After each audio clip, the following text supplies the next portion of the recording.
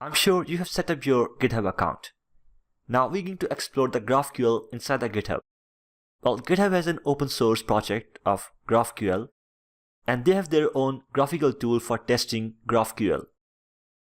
We'll use the GitHub API for testing, and once we pick the concepts, then we'll dive into the .NET Core project, and then we'll start our coding section. But first, we need to understand all the basics of GraphQL so that we can achieve the GraphQL inside our .NET Core project quite easily. Alright, let's go to this link.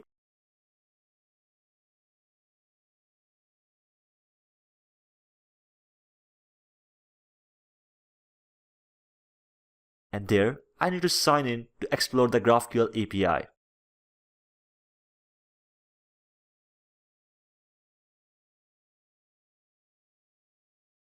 We need to authorize the permission, and here we go. Now, here we have this graphical window, and inside this area, we will write our queries, and this area will be used to return the response of our queries. So this whole thing is the GraphQL Explorer, and GitHub uses this to run the GraphQL queries.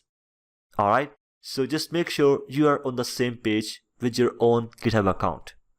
Now in the next lesson, I'll show you how we can write our first query. So that's all from this video. I'll see you in the next one.